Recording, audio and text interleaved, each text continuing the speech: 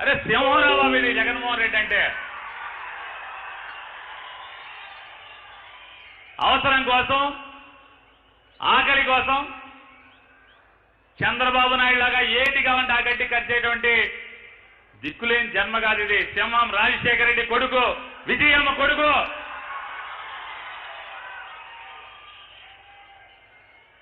చంద్రబాబు లాగా ఆయన రమ్మని ఈయన రమ్మని అదే సినిమాలు చెప్తారు. నన్ను కొడితే కొట్టావు, నా ఈయన పని ఈయన కొట్టు, ఆయన కొట్టు అని చెప్తా ఉంటారు. ఈలోతో కొట్టిస్తూ ఉంటారు విలన్ పక్కన ఉన్నాడు. చంద్రబాబు కూడా అదే, నన్ను కొడితే కొట్టావు, ఇక పవన్ కళ్యాణ్ కొట్టు, నన్ను కొడితే కొట్టావు, సిపిఐ నారాయణ కొట్టు, నన్ను కొడితే కొట్టావు, కమ్యూనిస్ట్ వాళ్ళని కొట్టు, సోనియా గాంధీని కొట్టు అని చెప్పి చూపిస్తున్నాడు.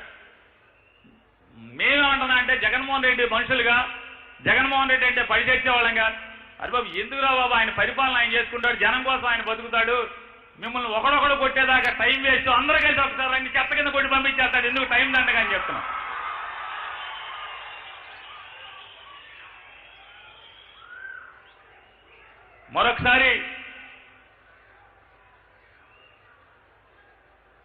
మరొకసారి మీ అందరికి మనందరం కూడా ఒకటే గుర్తుపెట్టుకోండి, జగన్మోహన్ రెడ్డి కోసం జెండా మోసే ప్రతి కార్యకర్తకి చెప్తున్నాం, మనం ఎవరికీ దడవాల్సిన పని లేదు. జగన్మోహన్ రెడ్డి గారి పరిపాలనలో సుఖశాంతులతో ఆత్మస్థైర్యంతో జీవిస్తున్నటువంటి లక్షలాది కుటుంబాలు ఇవాళ ఆంధ్రప్రదేశ్ రాష్ట్రంలో ఉన్నాయి. మీరు ఎవరి మాటలు, ఈనాడు పేపరు, ఆంధ్రజ్యోతి పేపరు, TV5 ఈ చెత్త మీరు చూడాల్సిన పని లేదు.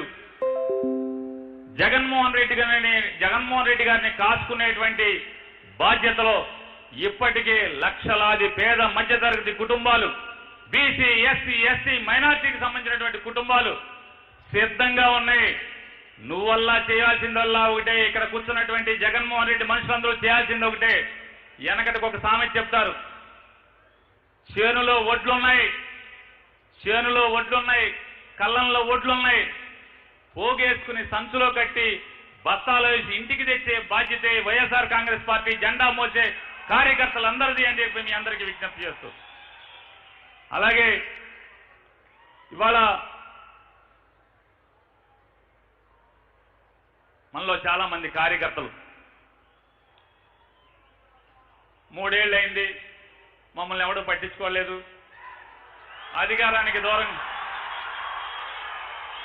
అధికారం వాళ్ళే అనుభవిస్తున్నారు, ఎమ్మెల్యేలే, ఇవన్నీ మనం అక్కడక్కడ మాట్లాడుకుంటున్నాం కదా.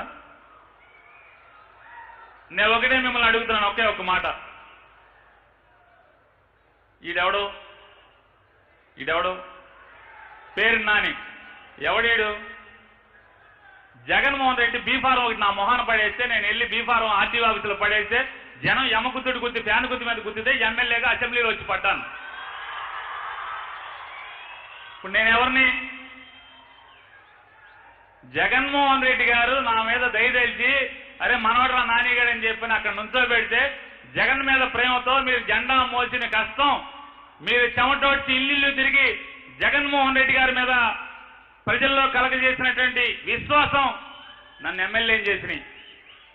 నాకు పొగరు పలిచింది, నాకు కళ్ళు నెత్తి మీదకి ఎక్కినాయి, నాకు 2 గన్మెన్లు వచ్చారు, తిప్పుకుంటా తిరుగుతున్నాను, కార్యకర్తలను పట్టించుకోలేదు. మీ బాధంతా మా మీద. నువ్వు ఎవరి కోసం పనిచేశావు?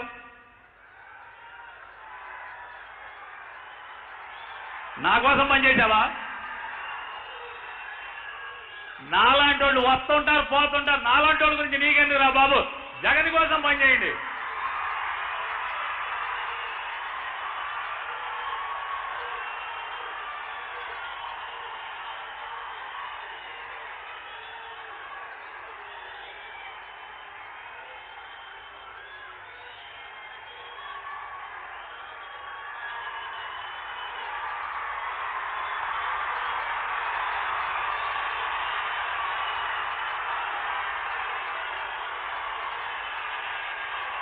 రెండు చోట్ల చెప్పాను, ప్లేనరీలో 2 చోట్ల మాట్లాడాను. ఏమని మాట్లాడానంటే, ఏప్రిల్ 7వ తారీఖు దాకా నేను మంత్రిగా ఉన్నాను, 11వ తారీఖు నుంచి లేరు మంత్రిగా. కొత్త వాళ్ళు వచ్చేసారు కదా, కొత్త వాళ్ళు వచ్చారు కదా. అంటే దాని అర్థం ఏంటి? నేను మంత్రులు అనేవాళ్ళు పర్మనెంట్ కాదు, వస్తుంటారు పోతుంటారు, అవునా కాదా? జగన్మోహన్ రెడ్డి గారు ఎమ్మెల్యేలందరినీ కూడా కూర్చోబెట్టి 150 మంది ఎమ్మెల్యేలని కూడా కూర్చోబెట్టి 149 ఎమ్మెల్యేలు అంటే గౌతమ్ రెడ్డి గారు తమ్ముడు ఆ రోజు గెలవలేదు. 149 ఎమ్మెల్యేల మందిని కూర్చోబెట్టి 8 నెలలు మీకు టైం ఇస్తున్నాను. 8 నెలలు. మళ్ళీ కార్యకర్తలు కాళ్ళు పట్టుకుంటారో చేతులు పట్టుకుంటారో ఏం చేస్తారో మీకు తెలియదు, మీ ఇష్టం. కార్యకర్తలను ఎంపటేసుకోండి, ఇల్లు తిరగండి. జగన్మోహన్ రెడ్డి గారు పంపించినటువంటి పథకాలు మీకు అందినయా లేదా? మధ్యలో ఎవడన్నా మాలాంటి బ్రోకర్లు ఆపారా ఏమన్నా? జగన్ గారు మీకు ఉత్తరం రాశాడు, ఈ పథకం రాశాడు, వచ్చిందా? ఈ డబ్బులు వచ్చినాయా? ఈ డబ్బులు వచ్చినాయా? ఈ పథకం వచ్చిందా? రాలేదు. బాధ్యత పడండి, తప్పు మందనండి. జగన్మోహన్ రెడ్డి దగ్గర నుంచి ఎమ్మెల్యే వరకు, సర్పంచ్ వరకు, ఎస్ తప్పు మాదే, పొరపాటు జరిగింది, తప్పకుండా మీకు జరిగిన తప్పుని అన్యాయాన్ని సరిదిద్దేటువంటి ప్రభుత్వం ఇది. తొందరలోనే జగన్ గారికి చెప్పి సరిదిద్దుతానని చెప్పిన బాధ్యత పడండి. వాళ్ళ దగ్గర క్షమాపణ కోరండి. ఆ ప్రజల దగ్గర ఆడు పచ్చి తెలుగుదేశం అవడమని, ఆడు పచ్చి గ్లాస్ గుర్తామని, ఆడేమన్నామని అర్హత ఉందా లేదా? అర్హత ఉండి మన ప్రభుత్వం నుంచి ఏదో ఒక సాంకేతిక కారణాలతోనో ఏదో ఒకటో రాకపోతే తప్పు మాది అని ఒప్పుకోండి, సరిదిద్దుదాం, నాకు అప్పచెప్పండి, నాకు పంపించండి అని చెప్పారు. 8 మాసాల తర్వాత ఇల్లు తిరిగిన తర్వాత మీ ఎమ్మెల్యేల జాతకాలన్నీ కూడా తీస్తాను. ఎవరి జాతకంలో గీతలు జరిగిపోతే ఆయన నల్లా ఎత్తి కొత్తవాడిని పెడతానని చెప్పాడు.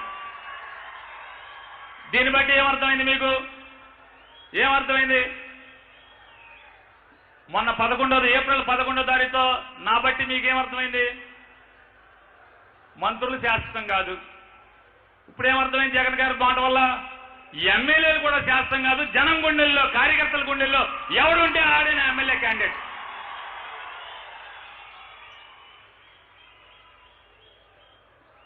మంత్రులు శాశ్వతం కాదు, ఎమ్మెల్యేలు శాశ్వతం కాదు. ఎవరు శాశ్వతం? జెండా మోసే ఈ కార్యకర్త మాత్రమే వైఎస్ఆర్ కాంగ్రెస్ పార్టీకి శాశ్వతం. పార్టీ నీది. నాలాంటి వాళ్ళు వస్తూ ఉంటారు, పోతూ ఉంటారు. ఇవన్నీ మా గురించి ఎందుకు మీకు పట్టింపులు? సమయం కోసం నేను చెడిపోయాను, కార్యకర్తలను పట్టించుకోలేదు.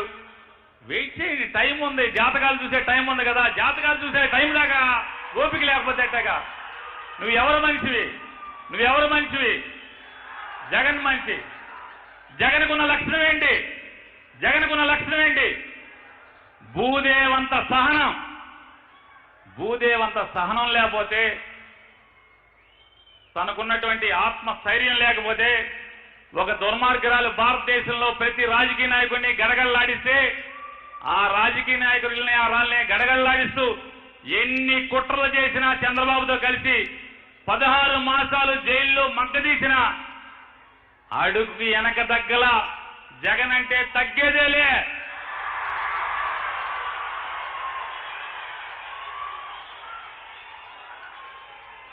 సోనియా గాంధీకి అట్లాంటి మహా ముద్దులకి దడనోడు ఈ చంద్రబాబుకి, ఆంధ్రజ్యోతి రాధాకృష్ణకి, రామోజీరావుకి, ఈ తొక్కలో బిఆర్ నాయుడు గారికి ఏంటి దడిచేది? జగన్మోహన్ రెడ్డి దడిచేది.